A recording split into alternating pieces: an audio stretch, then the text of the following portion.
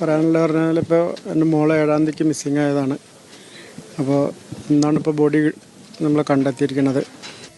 ഇന്ന് ആ സ്പോട്ടിലേക്ക് അതിൻ്റെ തൊട്ട് 10 മീറ്റർ മുന്നേയും തെരഞ്ഞൊരു സ്ഥലമാണ്.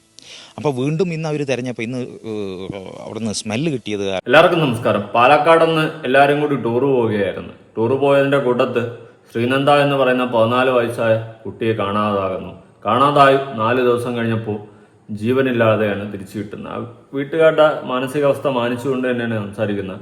40 പേരടക്കം ഉണ്ടായിരുന്നു ഈ ഒരുമിച്ച് പോയത്, നാട്ടുകാരും വീട്ടുകാരും കുടുംബക്കാരും എല്ലാം കൂടി.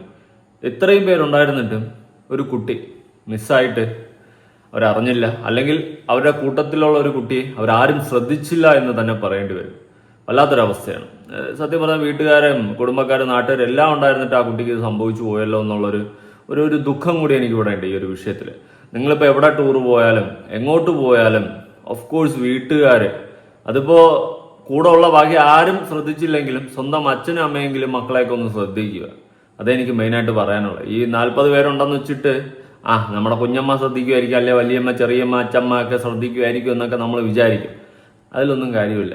അവനവൻ്റെ മക്കളെ നോക്കിയാൽ കൊള്ളാം. ഇല്ലെങ്കിൽ അവസാനം ഇതുപോലെ എന്തെങ്കിലുമൊക്കെ വന്നതിന് ശേഷം പിന്നെ നമുക്ക് ഒന്നും ചെയ്യാനില്ല. ഇനി ലൈഫ് ടൈം മൊത്തം ആ വീട്ടുകാർക്ക് ഇതൊരു തീരാത്ത വേദന തന്നെയാണ്. അത് പറഞ്ഞറിയിക്കാൻ പറ്റാത്ത തന്നെയാണ്. അതുകൊണ്ട് തന്നെയാണ് ആദ്യമേ പറഞ്ഞത്, ആ വീട്ടുകാരുടെ ഒരു മാനസികാവസ്ഥയെ മാനിച്ചുകൊണ്ട് തന്നെയാണ് ഞാൻ ഈ വീഡിയോ ചെയ്യുന്നത്. അപ്പോൾ വീഡിയോ ആദ്യമായി കാണുന്ന ചാനൽ സബ്സ്ക്രൈബ് ചെയ്യാനും വീഡിയോ ലൈക്ക് ചെയ്യാനും ഹൈപ്പ് കൊടുക്കാനും മറക്കണ്ട.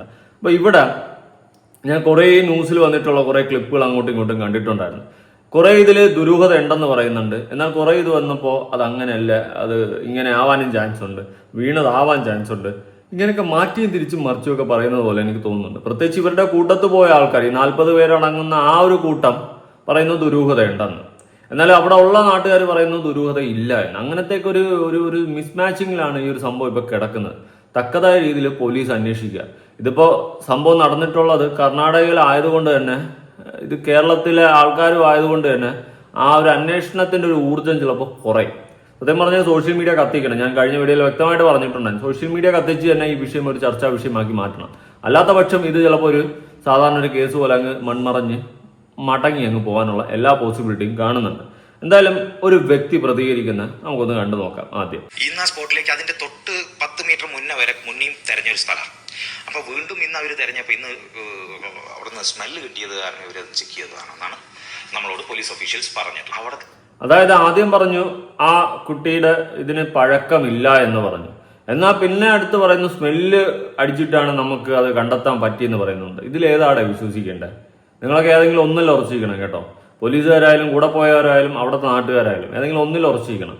ഒന്നുകിൽ നിങ്ങൾ ഒന്നും പറയാതിരിക്കുക, അറിഞ്ഞൂടെന്നെങ്കിലും പറ. അല്ലാണ്ട് ഒരിക്കൽ പറയും ഞങ്ങൾ കണ്ടു കിട്ടിയപ്പം ഒരു പ്രശ്നവും ഇല്ല എന്ന്, എന്നിട്ട് കുറച്ച് കഴിഞ്ഞിട്ട് പറയും ഇല്ല പ്രശ്നമുണ്ട്, അല്ല പ്രശ്നം ഇല്ല. ഇങ്ങനെയൊക്കെ പറഞ്ഞു കഴിഞ്ഞാൽ നമ്മൾ കണ്ടോണ്ടിരിക്കണമാരെല്ലാം കിഴങ്ങന്മാരാ. എന്തോ എനിക്ക് അത് അറിഞ്ഞൂടാത്തോണ്ട് ഞാൻ ചോദിക്കുകയാണ്. അതുപോലെ തന്നെ ഇത്രയും അടി താഴ്ചയിൽ വീഴുന്നു കഴിഞ്ഞാൽ ഇത്രയും പരിക്കല്ല പറ്റേണ്ടത് എന്നും പറയുന്നുണ്ട്. ആ സ്ഥിതിക്ക് ആ കുട്ടിയെ തീർത്ത് ആരെങ്കിലും കൊണ്ടിട്ടതാണോ? അങ്ങനെ ഒരു ക്വസ്റ്റ്യൻ അവിടെ വരുന്നുണ്ട്.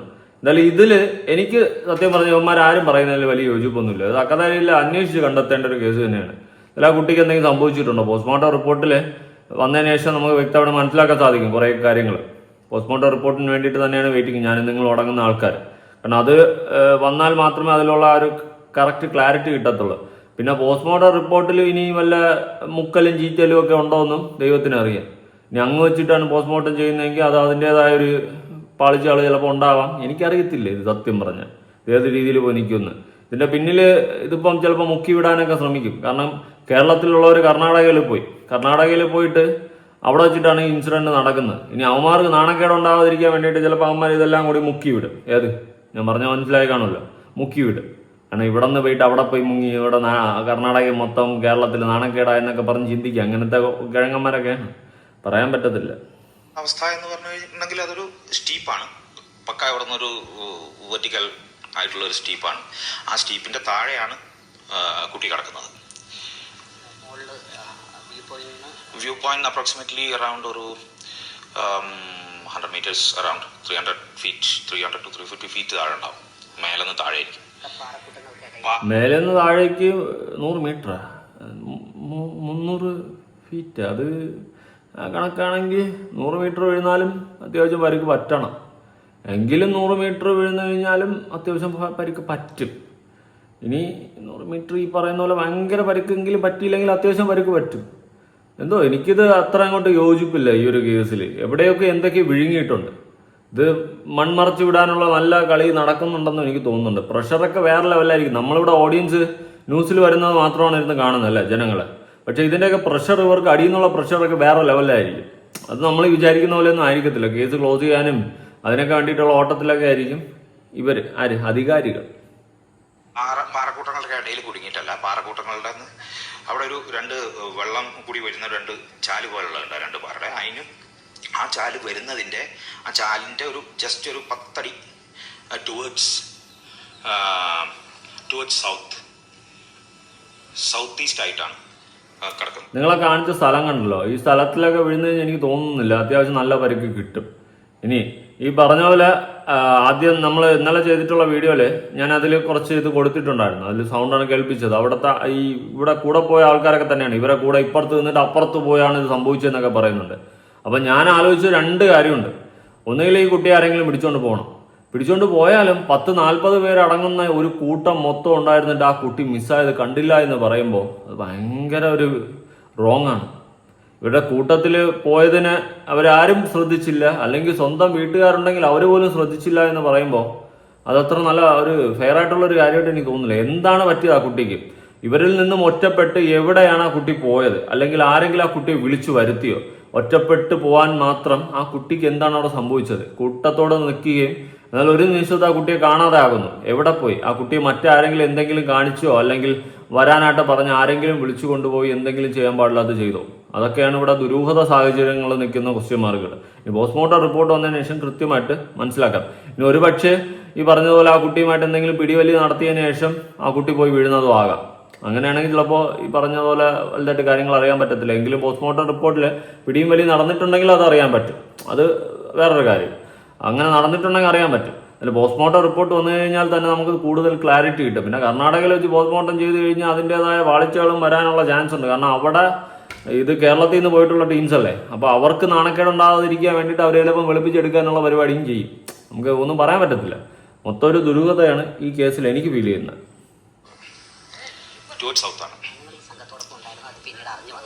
അല്ല, ഇവര് ഇവിടെ വന്ന് ഹംപിന്ന് വന്ന് ഇവിടെ എത്തിയതിന് ശേഷം ഞാനും എൻ്റെ സുഹൃത്തും സത്യനും കൂടിയിട്ടാണ് ഇത് അറിഞ്ഞപ്പോൾ അന്നേ ദിവസം രാത്രി അവിടെ നിന്ന് ഒരു 10-10:30 ഞങ്ങൾ അവിടെ നിന്ന് ഇറങ്ങി.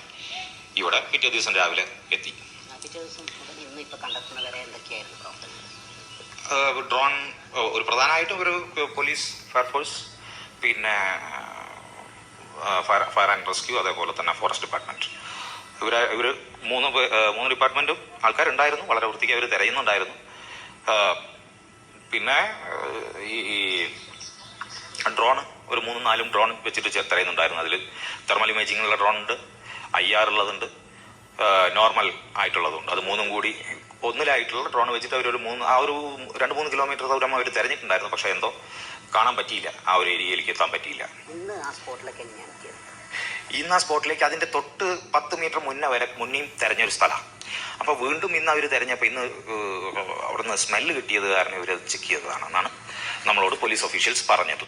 ഓക്കെ, തെരഞ്ഞിട്ട് കിട്ടിയില്ല ഇതിനു മുന്നേ, പക്ഷെ സ്മെല്ല് കിട്ടിയപ്പോൾ എന്നാണ് പറയുന്നത്. എന്നിട്ട് ഇവര് വേറെ ആൾക്കാർ പറഞ്ഞിട്ടുണ്ടായിരുന്നു വലിയ പഴക്കമില്ലെന്ന്. ഏത് ബോഡിക്ക് ഇങ്ങനെയും പറയുന്നുണ്ട്, സ്മെല്ല് കിട്ടിയെന്നും പറയുന്നുണ്ട്. സ്മെല്ല് കിട്ടണമെങ്കിൽ പഴകണമല്ലോ. ഇതെന്തുപാടെ മൊത്തം ഇത് ഓരോരുത്തരും ഓരോന്ന് പറഞ്ഞുകൊണ്ടിരിക്കുന്നു. സത്യം സീരിയസ്ലി എന്തൊക്കെയോ നല്ല ഒരു ചീഞ്ഞായിട്ട് എനിക്ക് അടിക്കുന്നുണ്ട്. നല്ലൊരു സ്മെല്ലിങ് നമുക്ക് കണ്ടുകൊണ്ടിരിക്കുന്ന ജനങ്ങൾക്ക് അടിക്കുന്നുണ്ട്. എന്തായാലും നടന്നതും നഷ്ടം ആ കുടുംബത്തിനും കുട്ടികൾക്കും ഒക്കെ. ആ കുട്ടിക്കും നഷ്ടം, ആ കുടുംബത്തിനും നഷ്ടം. അല്ലാണ്ട് അതിൽ വേറെ ഒന്നുമില്ല. ഇനിയിപ്പോൾ പറഞ്ഞിട്ട് കാര്യമില്ല. അവർക്ക് വല്ലാത്തൊരു അവസ്ഥയായിപ്പോയി. ഇത് എല്ലാ മാതാപിതാക്കൾക്കും ഒരു പാഠമാകട്ടെ. കുട്ടികളെയൊക്കെ കൊണ്ട് എവിടെയെങ്കിലും പോയാൽ, പ്രത്യേകിച്ച് ഈ സ്ഥലം കണ്ടല്ലോ, മലയും കുന്നും മരമൊക്കെയാണ് നിൽക്കുന്നത്.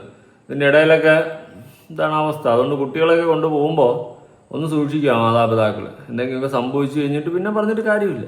പിന്നെ ഇങ്ങനെ ഇരുന്ന് ന്യൂസ് കാണും. അല്ലാണ്ട് എന്തെങ്കിലും കാര്യമുണ്ട്? അവർക്ക് തിരിച്ചു കിട്ടുക നഷ്ടപ്പെട്ട മകളെ.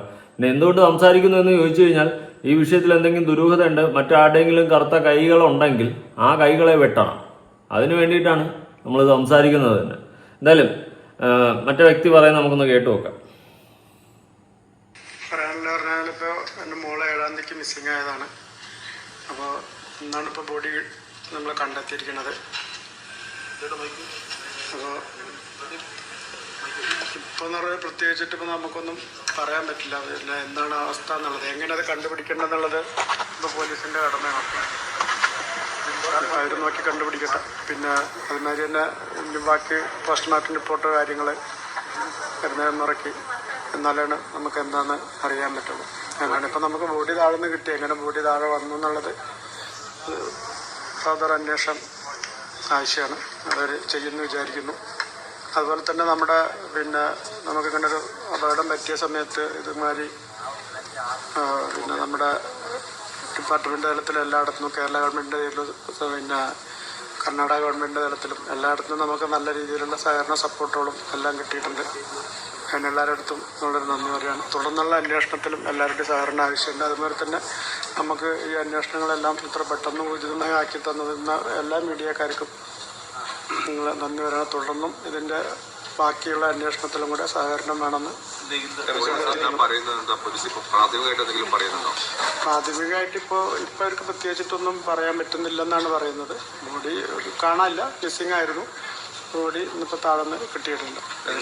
ബോഡി എങ്ങനെ താഴെ വന്നു എന്നുള്ളത് നമുക്ക് നമ്മുടെ ആശങ്ക അറിയിച്ചിട്ടുണ്ട്. അത് നിലനിൽക്കുന്നുണ്ട്. അത് പിന്നിപ്പോൾ നമുക്ക് പോസ്റ്റ്മോർട്ടം റിപ്പോർട്ട് വന്നു കഴിഞ്ഞാൽ നമുക്ക് ചിലപ്പോൾ അത് ആശങ്ക ക്ലിയറായി കിട്ടും. അല്ല, അതെ അതെ അതാണ് പറഞ്ഞത്. അപ്പോൾ ഫർദർ ഇൻവെസ്റ്റിഗേഷനിലാണ് നമുക്കത് അറിയാൻ പറ്റുള്ളൂ. അപ്പോൾ അത് ഉണ്ടാവുന്നതിനാണ് പറഞ്ഞിരിക്കുന്നത് പോലീസിൻ്റെ സൈഡിൽ നിന്ന്. ബോഡി ഇന്ന് തന്നെ ഇപ്പോൾ ഞങ്ങൾ ഇത് കഴിഞ്ഞ ഉടനെ ഒരു 1 or 2 hours കിട്ടുമെന്നാണ് പറഞ്ഞത്. അപ്പോൾ ഇന്ന് തന്നെ നാട്ടിലേക്ക് ഞങ്ങൾ തിരിച്ചുകൊണ്ടു.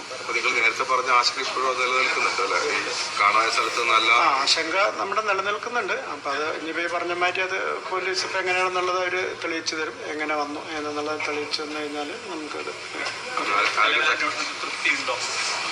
അന്വേഷണത്തിൽ നിലവിൽ തൃപ്തി തന്നെയാണ്. നമുക്കിപ്പോൾ എന്തായാലും കുറച്ച് കിട്ടാൻ ഡിലേ ആയി. അതിപ്പോൾ പക്ഷേ ഒരുവിധം എല്ലാം കോഴ്സുകളും എല്ലാം ഒന്നിച്ച് ഏകോപിപ്പിച്ച്, കാരണം ആദ്യം നമുക്ക് സീരിയസ്നെസ് അറിയില്ലായിരുന്നല്ലോ.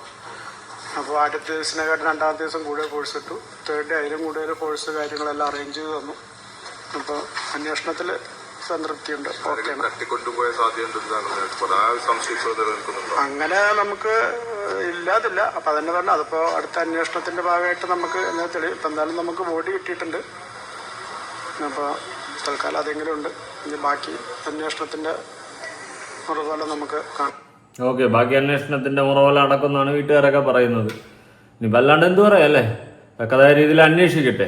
ഇനി ഇതിന്റെ താഴെ വന്നിട്ടുള്ള കുറച്ച് കമന്റ്സ് നിങ്ങൾ ആൾക്കാരും ഒന്ന് കാണണം. കാരണം എനിക്കത് കണ്ടപ്പോൾ തോന്നി ഇത്രയും കുറച്ച് കമന്റ്സ് കാണിക്കണമെന്ന് കേട്ടോ. നിങ്ങൾ മനസ്സിലാക്കുക, നമ്മൾ മലയാളികൾ ഏത് നാട്ടിലും നല്ലവരാണ്, എന്നാൽ മറ്റു നാട് നമുക്ക് ഭയം. ഓക്കെ, നിങ്ങൾ 40 പേരുണ്ടായിരുന്നില്ലേ, എന്നിട്ടും ആ കുട്ടി മിസ്സായത് അറിഞ്ഞില്ലേ? കണ്ടല്ലോ, ആൾക്കാർ ചോദിക്കുന്നതാണ്, ഞാനല്ല ചോദിക്കുന്നത്. എന്നാണ് നമ്മുടെ നാട് നന്നാവുക? ഇനിയെങ്കിലും പരസ്പര സ്നേഹത്തോടും സഹോദരത്തോടും ജീവിക്കാൻ നോക്കുക. സ്വന്തം മക്കളെ നോക്കാൻ എന്തുകൊണ്ട് സാധിച്ചില്ല? ഞാൻ 4 മക്കളുടെ അച്ഛനാണ്. ഇത് ഞാൻ കഴിഞ്ഞ വീഡിയോയിൽ പറഞ്ഞിട്ടുള്ള കാര്യമാണ്. പാരൻസിനെ കുറ്റം പറയരുത് പ്ലീസ്. അവരൊക്കെ തകർന്നിരിക്കുക. അവർക്കിത് സഹിക്കാനുള്ള കരുത്ത് ദൈവം കൊടുക്കട്ടെ.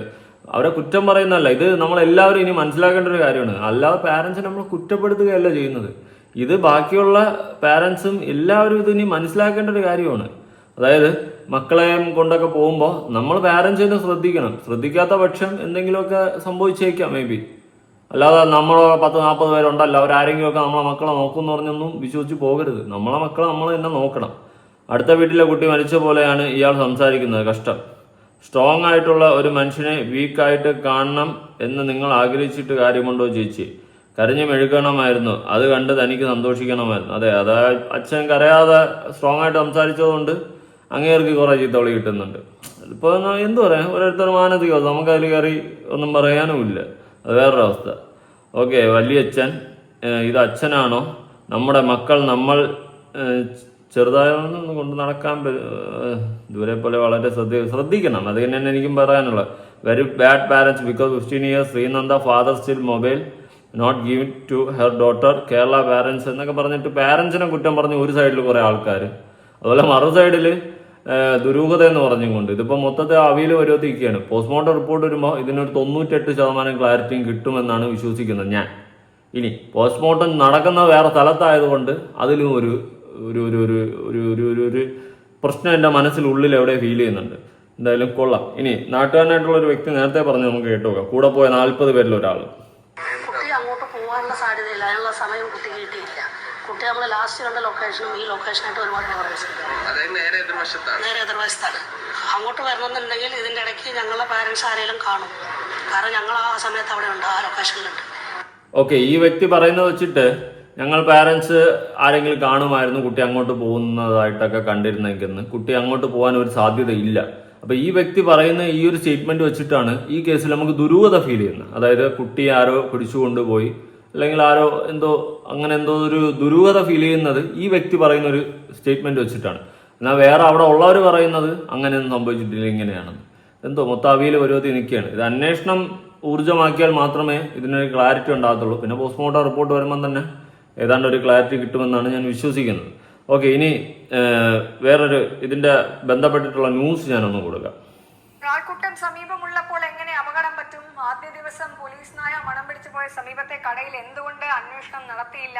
കഴിഞ്ഞ ദിവസത്തെ ഡ്രോൺ പരിശോധനയിൽ ഒന്നും ഇന്ന് മൃതദേഹം കണ്ട സ്ഥലത്ത് ഒന്നും കണ്ടെത്താനാകാതിരുന്നത് എന്തുകൊണ്ട്? ഇതെല്ലാം അതെ, ഇങ്ങനത്തെ കുറച്ച് ചോദ്യങ്ങളുണ്ട്. അതായത് ഇപ്പം ഈ മൃതദേഹം കിട്ടിയ സ്ഥലത്ത് നേരത്തെ ഡ്രോൺ പറത്തിയപ്പോൾ ഒന്നും കാണാൻ സാധിച്ചില്ല. അപ്പോൾ വേറൊരുത്തം വന്ന് പറയുന്നു ഇത് സ്മെല്ലടിച്ചത് കൊണ്ടാണ് കാണാൻ പറ്റിയതെന്ന്, കിട്ടിയതെന്നൊക്കെ പറയുന്നുണ്ട്. അപ്പോൾ എന്തോ ദുരൂഹതയുണ്ട്. അങ്ങനെയാണെങ്കിൽ പിന്നെ കൊണ്ടിട്ടതാവാം മേ ബി, അല്ലെങ്കിൽ എന്തോ ഒരു വശപ്പശക്ക് ഈ കേസിലുണ്ട്, എവിടെയോ മണക്കുന്നുണ്ട്. അല്ലെങ്കിൽ ന്യൂസുകാരും ഇവരും ഒക്കെ പറയുന്നതെല്ലാം ബ്ലണ്ടർ ആയിരിക്കണം. കാരണം ഒരാളെന്ന് പറയുന്നു അങ്ങോട്ട് പോകാൻ ഒരു ചാൻസും ഇല്ലെന്ന്, ഇവരുടെ കൂട്ടത്തുണ്ടായിരുന്ന ഒരാൾ. എന്നാൽ അച്ഛൻ പറയുന്നു അങ്ങനെയല്ല, അന്വേഷണം നടക്കട്ടെ എന്ന്. ഓക്കെ, എന്നാൽ വേറൊരാൾ പറയുന്നു അത് അങ്ങനെയല്ല, നാറ്റം കാരണം കിട്ടിയതാണ്. അതുകൊണ്ട് എന്തോ ഒരു മിസ്മാച്ചിങ് ഈ ഒരു കേസിലുണ്ട്. ഇപ്പോൾ ഈ പറഞ്ഞതുപോലെ പോലീസിനായ പോയ കടയും അതുമായി ബന്ധപ്പെട്ട മറ്റേ ഭിക്ഷക്കാരുടെ ആ ഒരു ഏരിയയുമായി ബന്ധപ്പെട്ട അന്വേഷണങ്ങളൊന്നും പോരാ.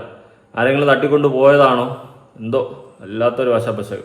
ആരോ അപായപ്പെടുത്താൻ ശ്രമിച്ചതിന്റെ സൂചനകളായാണ് കുടുംബം കാണുന്നത്. അപ്പോൾ ഇതിലൊക്കെ ഇനി വ്യക്തത വരുമോ പരിശോധനയിലൂടെ എന്നതാണ് നമുക്ക് അറിയേണ്ടത്. അപ്പോൾ ശ്രീനന്ദയുടെ പോസ്റ്റ്മോർട്ടം ഇന്ന് തന്നെ നടത്തുകയാണ്. ചിക്കമംഗളൂരു ജില്ലാ ആശുപത്രിയിലാണ് മൃതദേഹമുള്ളത്. അവിടെ നിന്ന് ഫൈസൽ ബിൻ അഹമ്മദ് നമുക്കൊപ്പം ചേരുകയാണ്. ഫൈസൽ, സങ്കടകരമായ സംഭവം. അപ്പോൾ ഇതിലെ തുടർ നടപടികൾ എങ്ങനെയാണ് ഇനി ആശുപത്രിയിൽ നടക്കുക?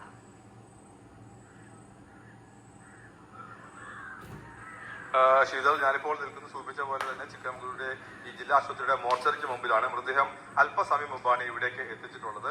നമുക്കറിയാം ഇന്ന് ഉച്ചയ്ക്ക് 12:30 കൂടിയാണ് ഈ മൃതദേഹം കണ്ടെത്തുന്നത്. പക്ഷേ ഈ 1500 അടി താഴ്ചയിലായിരുന്നു ഈ ഇൻക്വസ്റ്റ് നടപടികളൊക്കെ പൂർത്തിയാക്കി ഈ മൃതദേഹം ഇവിടേക്ക് ഈ മുകളിലേക്കുള്ള ആംബുലൻസിന്റെ അടുത്തേക്ക് എത്തിക്കാൻ തന്നെ വളരെയധികം പ്രയാസപ്പെട്ടു എന്നാണ് ഇപ്പോൾ അവിടെയുള്ളവരൊക്കെ തന്നെ പറയുന്നത്. അതായത് വലിയ കുത്തനെയുള്ള കയറ്റമാണ്. അതുകൊണ്ട് തന്നെ വളരെ സാവധാനം മാത്രമാണ് സ്ട്രക്ചറിൽ പുറത്തേക്ക് ഈ ആംബുലൻസിന്റെ അടുത്തേക്ക് എത്തിക്കാൻ കഴിഞ്ഞത്. ഇപ്പോൾ ഒരുത്തം പറയുന്നത് 100 മീറ്റർ എന്ന്. ഇതിപ്പോൾ ഇത്ര അടി വീഴുന്നിട്ടുണ്ടെങ്കിൽ അതിൻ്റെതായ പരിക്ക് പറ്റണം. എന്നാൽ അതിൻ്റെതായ പരിക്ക് പറ്റിയിട്ടില്ല എന്നുള്ളൊരു പോയിന്റ് കൂടി എവിടെയൊക്കെ ആരൊക്കെയോ പറയുന്നുണ്ട്. അത് മൊത്തത്തിൽ ഈ കേസിൽ ദുരൂഹത തന്നെ കേട്ടോ. സീരിയസ്ലി എനിക്ക് അത്ര ഇതായിട്ട് വെടിപ്പായിട്ട് തോന്നുന്നില്ല ഈ ഒരു കേസ്. അല്പം ഒരു 10 മിനിറ്റ് മുമ്പ് മാത്രമാണ് ഇപ്പോൾ ഈ മൃതദേഹം അന്വേഷണം എന്തോ ഒരു ഉട്ടായ്പ എനിക്ക് ഇവിടെ ഫീൽ ചെയ്യുന്നു. ഈ ആശുപത്രിയിലേക്ക് എത്തിയത്. ഇവിടെ നിന്ന് 45 കിലോമീറ്റർ അകലെയുള്ള സ്ഥലത്താണ് ഈ വെള്ളച്ചാട്ടമുള്ളത്. ഈ മൃതദേഹം കിടന്നിരുന്നത് അവിടെ നിന്നാണ് ഇപ്പോൾ ഇങ്ങോട്ട് എത്തിച്ചിരിക്കുന്നത്. നമുക്കിപ്പോൾ അറിയാൻ കഴിയുന്നത് ഇപ്പോൾ തന്നെ പോസ്റ്റ്മോർട്ടം നടപടികൾ നടത്തും. ഇതിനായി പ്രത്യേക സജ്ജീകരണങ്ങൾ ഒരുക്കിയിട്ടുണ്ട്. 2 ഡോക്ടർമാരെ ഇതിനായി തന്നെ പ്രത്യേകം നിയോഗിച്ചിട്ടുണ്ട്. പോസ്റ്റ്മോർട്ടം നടപടികൾ ഏകദേശം 1 മണിക്കൂർ അല്ലെങ്കിൽ 1.5 മണിക്കൂർ പരമാവധി അങ്ങനെയാണ് ഇപ്പോൾ പ്രതീക്ഷിക്കുന്നത്. അതിനുശേഷം ബന്ധുക്കൾക്ക് വിട്ടുകൊടുക്കും. ബന്ധുക്കളുടെയും ഒപ്പം തന്നെ കേരള പോലീസിന്റെയും സാന്നിധ്യം ഇവിടെ ഉണ്ട്. ഈ ബന്ധുക്കളുടെയും കേരള പോലീസിന്റെയും സാന്നിധ്യം തന്നെയാണ് ഈ പോസ്റ്റ്മോർട്ടം നടപടി പൂർത്തിയാക്കുന്നത്. കേരള പോലീസിന്റെ 2 ഉദ്യോഗസ്ഥർ ഇപ്പോൾ ഈ മോർച്ചറിക്കകത്തേക്ക് പോയിട്ടുണ്ട്. അവരുടെ കൂടി സാന്നിധ്യത്തിലായിരിക്കും നടപടികൾ പൂർണ്ണമായും പൂർത്തിയാക്കുക. നടപടികൾ പൂർണ്ണമായും തന്നെ വീഡിയോ ചിത്രീകരിക്കാനാണ് തീരുമാനിച്ചിരിക്കുന്നത്. കുടുംബത്തിന്റെ ആരോപണത്തെ കുറിച്ചും അന്വേഷണം ഉണ്ടാകുന്നതാണ് ഇപ്പോൾ നമുക്ക് അറിയാൻ കഴിയുന്നത്. അതായത് കുടുംബം നേരത്തെ ആരോപിച്ച പ്രധാനപ്പെട്ട കാര്യം പറഞ്ഞത് മറ്റൊരു അപായപ്പെടുത്തി അവിടെ കൊണ്ടിട്ടാകാം രീതി തന്നെയാണ്. അപ്പോൾ അത് സംബന്ധിച്ചുള്ള കുടുംബം ആദ്യം പറയുന്നത് അപായപ്പെടുത്തിയതാവാം എന്നുള്ളൊരു ഇതിലാണ് കുടുംബം ഉറച്ചു നിന്നത്. കുറച്ച് കഴിയുമ്പോൾ കുടുംബത്തിലുള്ളവർ തന്നെ പറയുന്ന പോലീസ് അന്വേഷിക്കട്ടെ, കണ്ടെത്തട്ടെ, അങ്ങനത്തെ ഒരു സെറ്റപ്പ്. എന്തോന്നാണ് ഇത്? സത്യം പറഞ്ഞ എന്താ ഇത്? പോസ്റ്റ്മോർട്ടം റിപ്പോർട്ട് വരട്ടെ, എന്നിട്ട് തന്നെ ഒരു ക്ലാരിറ്റി കിട്ടും. അന്വേഷണം കൃത്യമായി തന്നെ ഉണ്ടാകും. അതുകൊണ്ട് തന്നെയാണ് ഇത് ഈ പോസ്റ്റ്മോർട്ടം നടപടികൾ പൂർണ്ണമായും വീഡിയോ ചിത്രീകരിക്കും. സ്ഥിരീകരിക്കാൻ തീരുമാനിച്ചത്. മാത്രമല്ല പ്രത്യേകമായി കേരളത്തിൽ നിന്ന് 2 പോലീസ് ഉദ്യോഗസ്ഥരെയും ഈ മോർച്ചറിക്കകത്തേക്ക് വിളിപ്പിക്കുകയും ഈ പോസ്റ്റ്മോർട്ടം നടപടികൾ പൂർണ്ണമായും അവരുടെ കൂടി സാന്നിധ്യത്തിൽ നടത്താൻ തീരുമാനിക്കുകയും ചെയ്തത് അതുകൊണ്ട് കൂടി തന്നെയാണ്. പൂർണ്ണമായും സുതാര്യമായി തന്നെ രീതിയിൽ തന്നെ നടപടികൾ പൂർത്തിയാക്കുക എന്നുള്ള രീതിയിൽ തന്നെയാണ് ഇപ്പോൾ ഈ കർണാടക സർക്കാരിന്റെ നടപടികൾ പുരോഗമിക്കുന്നത്. ഇന്ന് നമുക്ക് അല്പം മുമ്പ് ഓക്കെ, അന്വേഷണം പുരോഗമിക്കട്ടെ എന്നേ എനിക്കും പറയാനുള്ളൂ. ഇതിന്റെ കൂടുതൽ കാര്യങ്ങളൊക്കെ ഇനി പുറത്ത് വരട്ടെ. എന്തായാലും വെയിറ്റ് ചെയ്യാം, നമുക്ക് പോസ്റ്റ്മോർട്ടം റിപ്പോർട്ടിന് വേണ്ടിയിട്ട് വെയിറ്റ് ചെയ്യാം. അല്ലാതെ ഇതിലൊരു ക്ലാരിറ്റി കിട്ടുമെന്ന് എനിക്ക് തോന്നുന്നില്ല. ഇതിപ്പോൾ ആ നാട്ടുകാരും അവിടെ നിന്നവരും വീട്ടുകാരും ഒക്കെ പറയുന്നത് ഓരോരുത്തർ ഓരോന്നൊക്കെ പറയുന്നുണ്ട്. ഇതിലൊരു ക്ലാരിറ്റി ഇല്ല സത്യം പറഞ്ഞാൽ. എന്തായാലും ഇതിന്റെ സത്യാവസ്ഥ പുറത്തു കൊണ്ടാണ് ആ കുട്ടിക്ക് എന്താണ് സംഭവിച്ചത്, എങ്ങനെയാണ് ഇത് സംഭവിച്ചത്. എനിക്കും ഒരു ഡൗട്ടുണ്ട്, പെട്ടെന്ന് ഇങ്ങനെ പോയി വീഴുവോ എന്നുള്ളൊരു ഡൗട്ട് എവിടെ ചീഞ്ഞ് നാറുന്നുണ്ട്. അല്ലാണ്ട് ഒന്നുമില്ല. നമുക്ക് എന്തായാലും കൂടുതൽ അപ്ഡേഷൻസിനായിട്ട് കാത്തിരിക്കാം. അല്ലെങ്കിൽ നിങ്ങളുടെ അഭിപ്രായങ്ങളും കാര്യങ്ങളും ഉറപ്പെടുത്ത കമന്റ് ചെയ്യുക. നിങ്ങൾക്ക് എന്താണ് ഈ ഒരു കേസുമായിട്ട് തോന്നിയത്? എന്തായാലും പുതിയൊരു വീഡിയോ ആയിട്ടാണ്. ബൈ.